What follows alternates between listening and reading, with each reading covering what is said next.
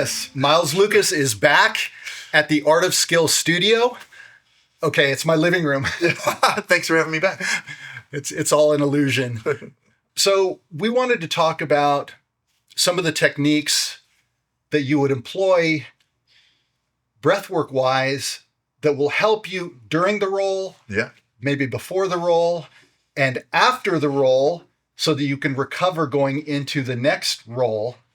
And so maybe talk me through how you think about breath work and sort of your strategy and when to employ what style of breath work in order to be maximally able to perform at your best. 100%. So there are moments all throughout those scenarios that you mentioned that you need to use some sort of breathing that would potentially enhance what's going to happen next. So there's a big misconception that you shouldn't hyperventilate, which gets a bad rap. Breathe fast. You shouldn't breathe fast for any reason, which doesn't make sense because sometimes you need to. So nose breathing, slow breathing is going to be very useful for when you can control the pace. If you're lucky enough to have a partner that you can control the pace, then light nose breathing is going to be awesome. But if you can't control the pace, then you're going to need to use some type of breath work to recover potentially mid-round. And that could be called hyperventilation. It doesn't matter what it's called, but it just means you need to breathe more to recover, or maybe even breathe more than your respiratory needs in order to keep that energy reserve. And so the goal is to have an oxygen surplus and to minimize the CO2, because that's part of what you teach too, is clearing that CO2 out as part of that so that you can be at a surplus, right? And 100%.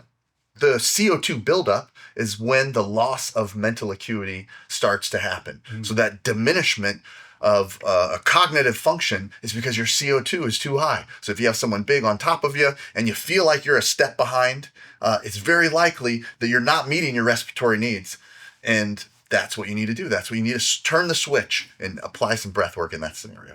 And what tells you that you need to turn that switch? You're just starting to get fatigued and you feel like your energy level's going? That's right. You felt it. You felt it before. Oh, no, never. Not me. No. We've all felt it. Yeah, there's those moments, and you even start to get, if you want to get real precise, you start to get goosebumps a little bit. You start to get this spider sense of like, whoa, things are not going my way. And you can feel that demise, sort of that imminent demise almost happen when you get, and you start to get anxious at that time too. So the moment you feel that, forceful exhales, dumping that CO2 as quickly as possible. And I say forceful exhales because you have to keep your core strong if we're engaged. So when you see people hyperventilating or breathing fast in a bad way, it's when they're breathing with their chest and they're gasping for air. You see them, and if you're caught underneath somebody or engaged with somebody and you're breathing with your chest high like that, gasping for air, that is not going to serve you well for what's about to come. So you need to switch that. You need to switch more breathing with the lower part of your lungs and really creating this interthoracic pressure that keeps you from being able to get the wind knocked out of you. So you brace your abdomen, right, and then you breathe deeply into your diaphragm. Yeah, using your diaphragm, pulling down as low as you can. And you can even get good. You notice I make a sound when I do it. I purse my lips a little bit. Yeah. I'm doing that on purpose in order to create that tension. And then you could get even better where you use the vacuum that you create. I don't have to take a breath in because of my structure, because of my posture, and because that vacuum gets created. So if you get efficient, I took four breaths and I didn't have to take a breath in because air's just rushing back in. Yeah, that was a real epiphany for me when you taught, a couple classes of yours that I've been in and been part of, was this idea that your stomach will naturally recover some oxygen when you're at a deficit. And you call it breathing below neutral, or you have some terms for that stuff. That's right. So neutral means neutral air pressure. So for sitting up like this, we have about 40% left. You take a breath in, you let go. There. Now I'm at neutral. I still have all that left.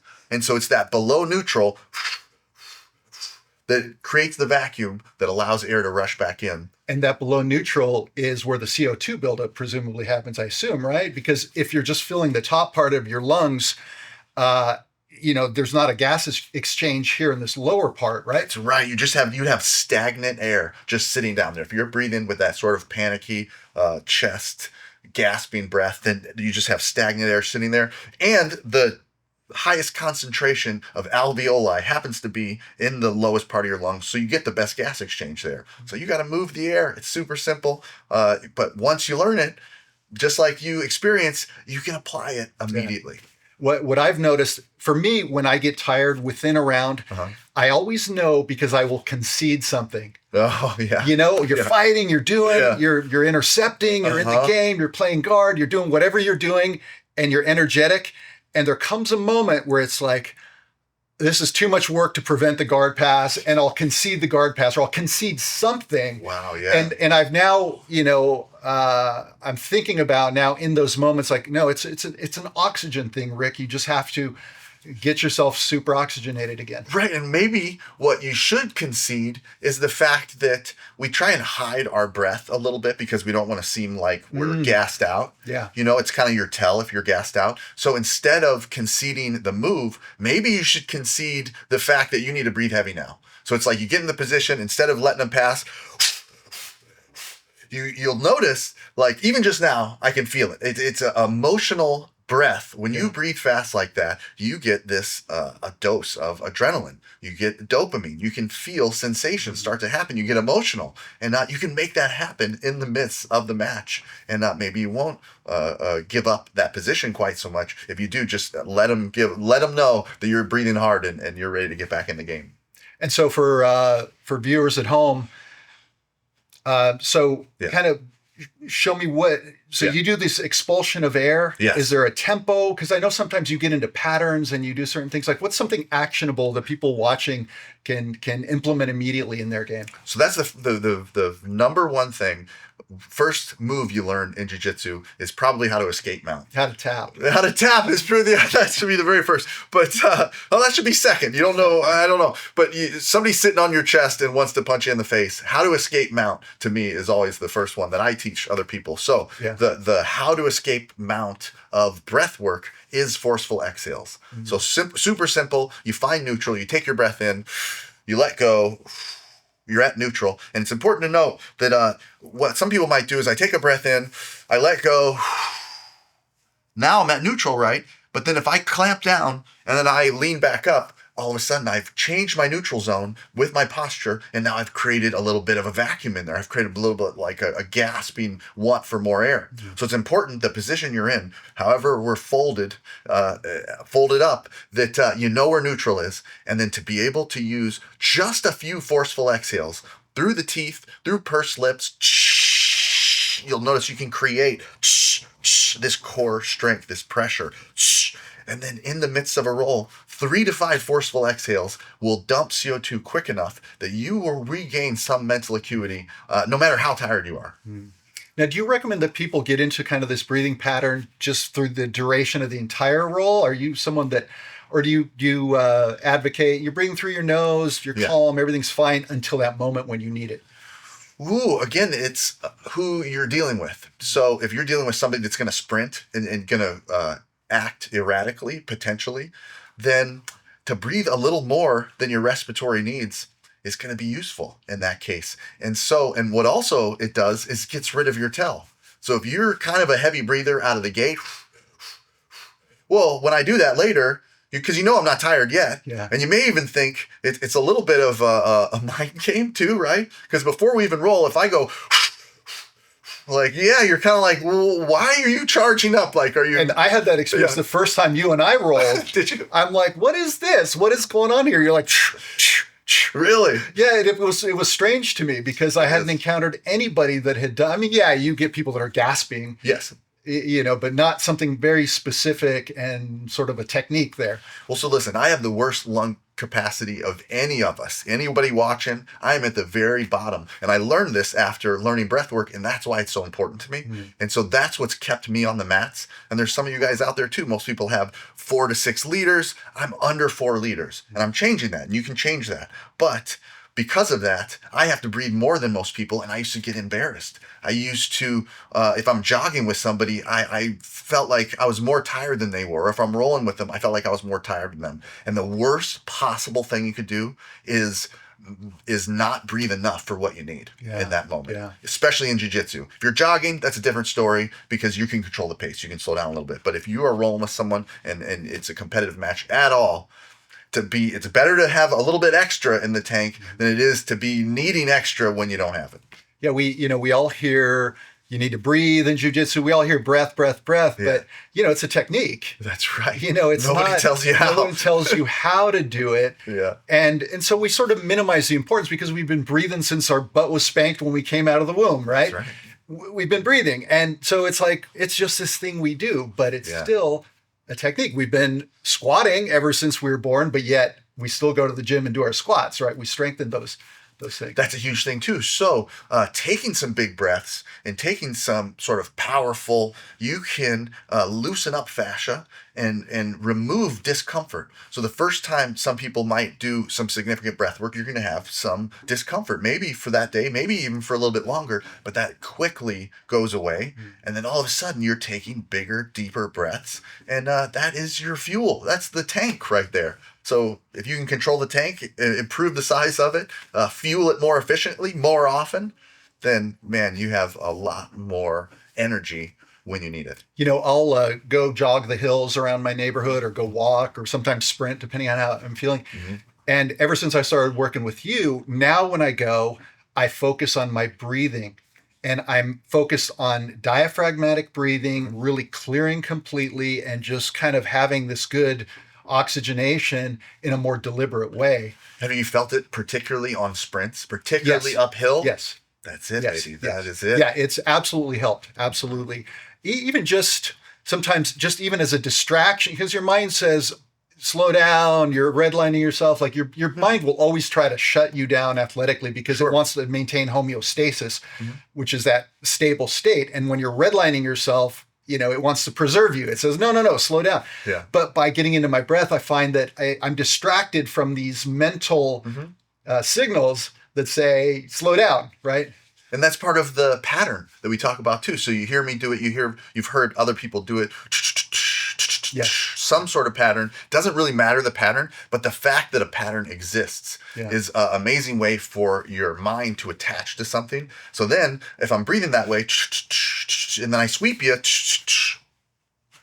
all of a sudden the pattern is gone. Yeah. And so now I can use a very small part of my awareness to connect to that pattern. And it's just a little monitor to know that I'm breathing or not. And then, I'm not breathing, a few forceful exhales to get me back to where I need to be. And then maybe I pick up the pattern again or whatever it is. But at least you have some sort of awareness of how it's going.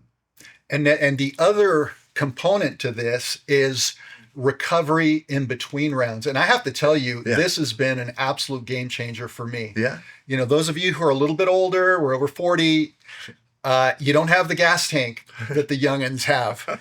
And what happens is over the course of 3, 4, 5, 7, 8, 10 rounds, your energy level does this.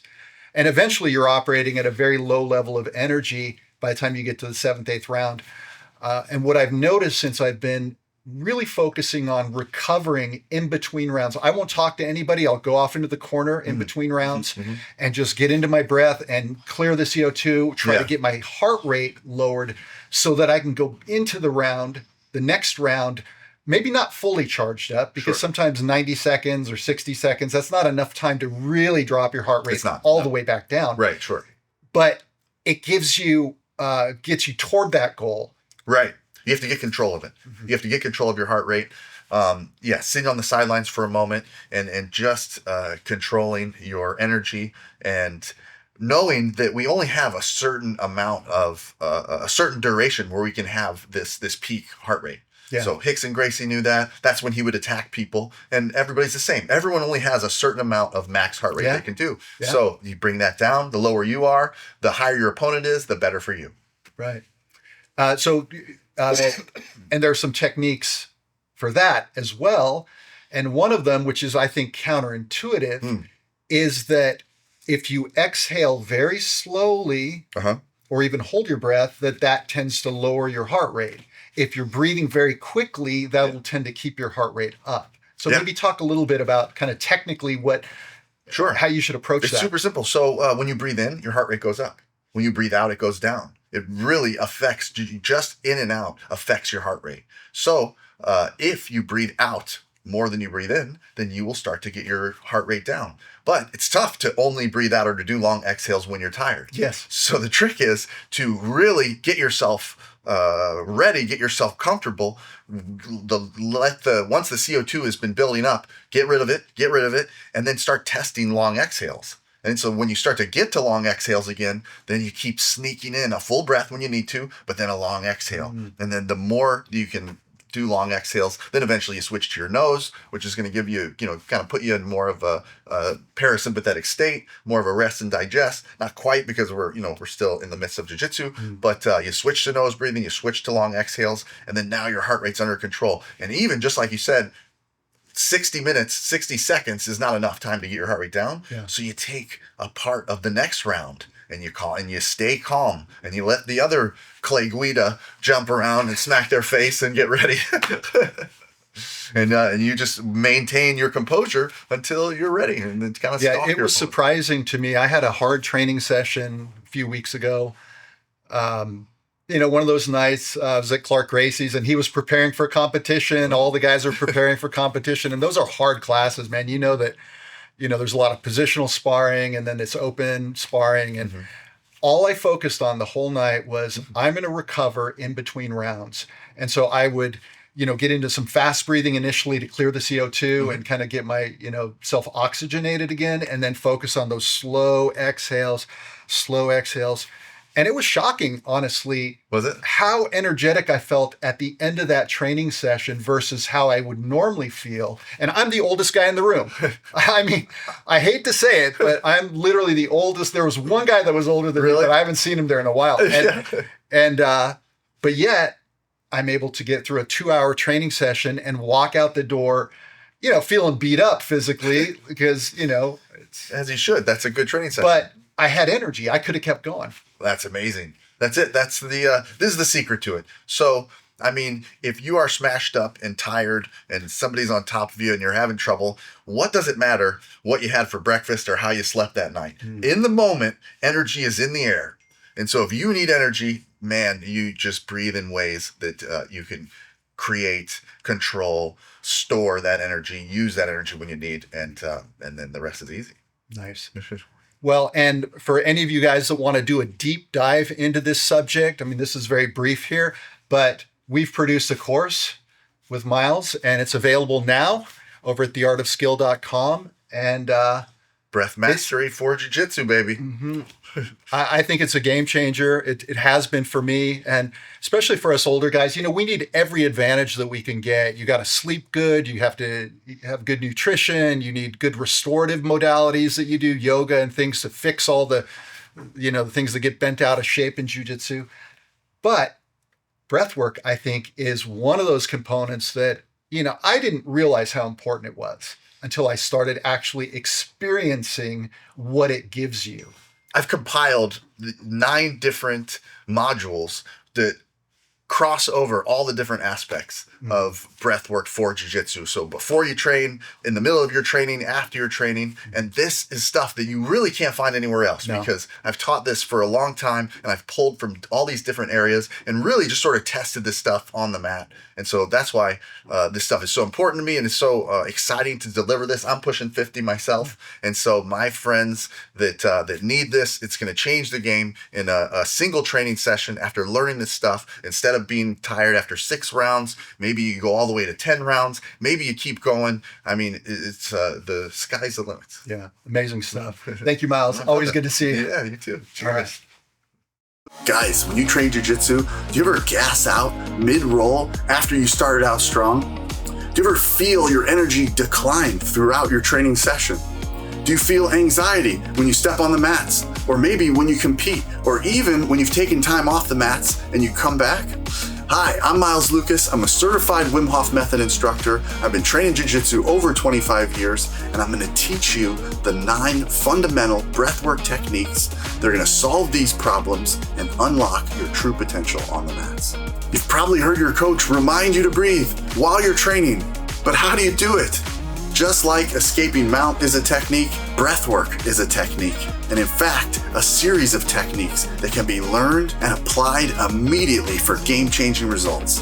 If you're ready to learn the secrets that elite athletes are already using, then get my new course, Breath Mastery for Jiu-Jitsu, at theartofskill.com.